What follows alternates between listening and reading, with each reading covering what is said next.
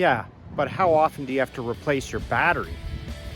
I'm your electric neighbor, and I'm going to answer that question and many more on this upcoming video, so stick around and let's check it out.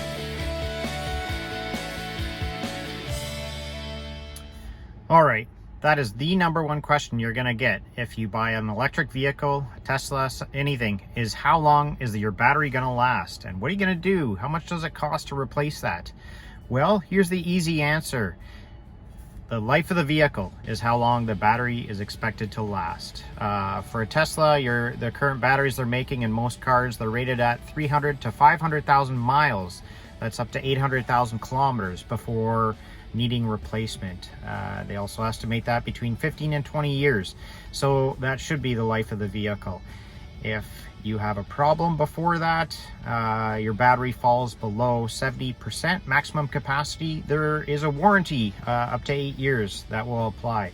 And so it's the same as a gas car. ICE, internal combustion engine. You don't buy one of those thinking, well, when my engine blows up, what am I going to do? You just buy it with a warranty and hope that if something does happen, it'll happen during that warranty period. If by chance you had to replace your high voltage battery pack in your Tesla Model 3, Model Y, something to that effect, current estimates are between 8 and 12,000. So I'll just throw that out there. But again, this is not an expected replacement item when you buy an electric car. The next question that I get asked all the time is, how do you charge and how does that work? Where do you plug in? And for 90% of your driving, that's going to be at home or maybe your workplace or when you're out and about. And a lot of that is going to be at a level 2 charger. And level 2 basically means a 240 volt system. And it can be on a different amp plug. Let me explain. So at home, I have a Tesla wall charger. Here's a picture of that here. And when I plug that in, and it's only on a 40 amp circuit, and that gives me 50 kilometers an hour that it puts back into the battery, 30 miles an hour. So based on the size of your pack, you can work out how long that takes. So for if my vehicle's close to empty, it's going to take me about 7 hours or so to recharge. Great for overnight when electricity rates are cheap. A lot of people have the ability to charge at work as well on a level 2. Or when you're out at the grocery store, you can grab, 30 kilometers for a quick half an hour stop at one of these kind of places. So there's lots of options out there. The DC fast charging, some people refer to it as level 3, is what you do when you're on a road trip. And that's going to charge your whole vehicle anywhere from 15 minutes all the way up to 45 minutes, depending on the infrastructure of the car. Some are able to charge faster than others, not just Teslas, but anything from a Rivian, Hyundai, Kia. They all have some pretty fast architecture nowadays to charge their vehicles. Yeah, but what does it cost to charge? For me to charge at home at nighttime here in Ontario, Canada, we have pretty good rates when the electricity is cheap, and about 8 cents per kilowatt hour. And I can drive 100 kilometers for about $1. And so to fully fill my vehicle cost me about $5 to go 500 kilometers. And that's pretty good. My truck costs 500 kilometers. I mean, I'd have to take out a loan at this point. Just for comparison's sake, the last month that I had my truck, I probably spent about $650 in gas. And my Tesla app is showing me over the last month, I've spent about $29 to charge. And I'm driving the same distance I used to go. So that's pretty incredible. Next question I get all the time is, what did the vehicle cost? And Teslas are not cheap. They cost a lot of money, but with an electric vehicle, you spend the money up front in order to save on maintenance and gas costs. And over a 10-year period, I've worked out I'm probably going to save at least $40,000 versus what my gas truck was costing me. So I'll tell you, the price of this vehicle, I ordered it in September of 2021 was 69,000 Canadian, which is around 53,000 American. And since then, the price has gone up like crazy. So to order the same vehicle today, along with the extra tax that you're going to pay on the price difference, is $22,000 more Canadian, which is insane how much they've gone up. But who could predict gas and oil prices, as well as just supply and demand keeps them being able to raise prices. And so there are other options out there. You don't all have to get a Tesla, and I probably wouldn't if I was switching to EV today. I really like the Hyundai Ioniq 5 and the Kia options, and there's some great things from Ford and some of the other vehicles coming down the way too. So let me know what you're thinking, or maybe you just picked up an EV and are trying to figure out your costs and what it's going to be, because it's going to be cheaper than gas if you keep your vehicles. The average person keeps them 8 years if you buy new, and you're definitely going to be recouping the difference, even if your gas comparison is a lot less to start off. Can the car drive itself? Yes and no.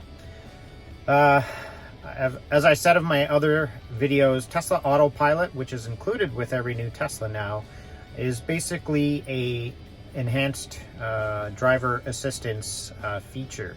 It's great at lane centering, and it's great at adaptive cruise control. That's basically what Autopilot is. You have to stay aware at all times.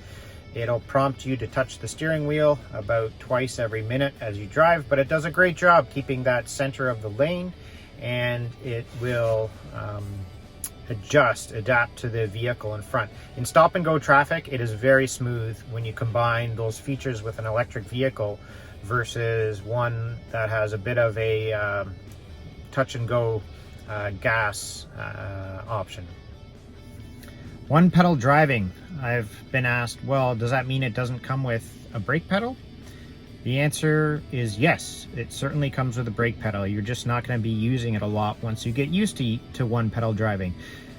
What that means is as soon as you lift up on the gas pedal, called an accelerator pedal, in an electric vehicle, the vehicle will start slowing down faster than in a gas car that will just start to coast when you lift your foot off the gas pedal.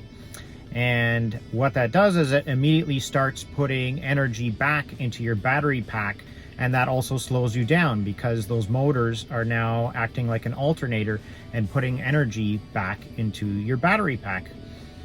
This in turn means you don't have to use your regular brakes as often, and if you time it right, you may not need them for a full drive, because you can see you're coming out to a stop sign, you let your foot off the accelerator, and the vehicle can even give you a lurch forward as it slows down that aggressive. Some electric vehicles out there, you can adjust the level of how much you want it to regen, brake regen it's called, but the one pedal driving is nice. You just gently let off the accelerator as it slows down, and then you're not moving your foot over and pressing on the brake, and so that makes you less fatigued at the end of the drive. Of course, they have great brakes. They work well when you need them, and so you shouldn't assume that the vehicle's going to stop, because unexpected things happen all the time. Never check out while driving. The number one question from a passenger is, how do you get in? So it might seem obvious, but when you're on the left side of your car, you use your left hand to get in. Thumb and then pull. And we'll show you the other side.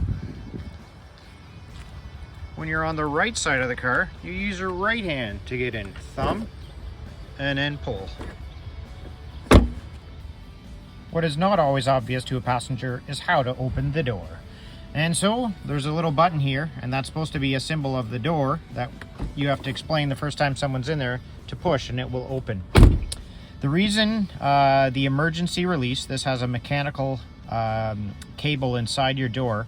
The reason you're not supposed to open that is because then the window will not automatically lower, and it'll push on your window trim and pop it out. So that could end up wrecking your window trim.